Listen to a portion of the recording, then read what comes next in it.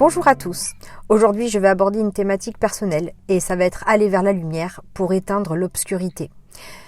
Être en couple avec un pervers narcissique, c'est s'oublier sur la liste des choses à faire. C'est finir par ne plus exister. Du coup, je vais vous parler un petit peu d'un témoignage de vie, d'une tranche de ma vie. Et en effet, moi, lorsque j'ai fui, à l'époque, je n'étais plus que l'ombre de moi-même. J'étais complètement morte à l'intérieur. Moi qui, à 20 ans, étais pleine de vie, d'envie, de rêves, de projets, à 30 ans, je me sentais complètement vide. Je voyais les autres jeunes femmes de 30 ans, une de mes cousines notamment, qui était belle, sexy, sûre d'elle, drôle, pleine de rêves. Elle voyageait énormément. Je la voyais pleine de projets à côté. Et moi, je me sentais l'âme d'une vieille femme à l'aube de son grand départ. J'avais le sentiment que plus rien n'était possible, que ma vie était vraiment terminée. Avec ses attaques incessantes pour me mettre à terre, il me l'avait dit. Il m'avait dit, tu finiras dans la tombe ou à l'asile. J'y veillerai. Bien sûr, j'étais terrorisée. Après avoir essayé de me tuer physiquement, j'étais persuadée qu'il allait y arriver. Et puis, aucune limite n'existait. S'il fallait en passer par la destruction de notre fille pour m'atteindre, la fin justifiait les moyens. Et j'étais terrorisée, oui.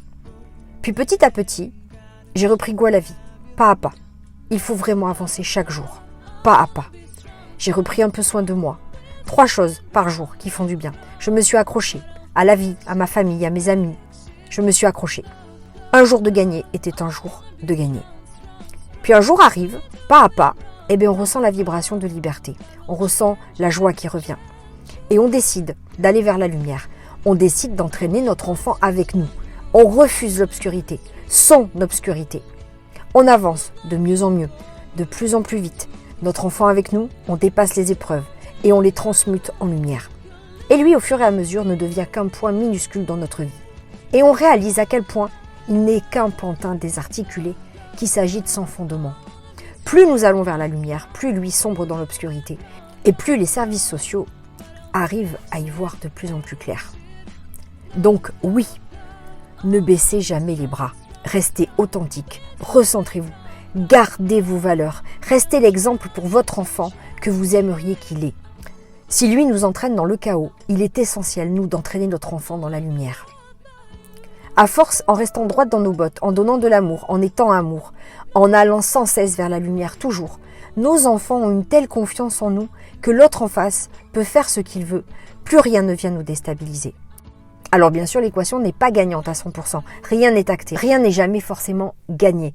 Mais c'est une des meilleures possibilités pour réussir à ce que nos enfants ne sombrent pas. Et vous, arrivez-vous à garder la foi, même dans les moments les pires ?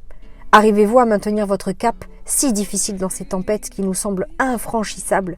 Comment ça se passe avec vos enfants ? Venez m'en parler sous ce post en message privé ou bien aussi par téléphone en réservant votre demi-heure avec moi avec le forfait découverte. Je vous dis à très bientôt.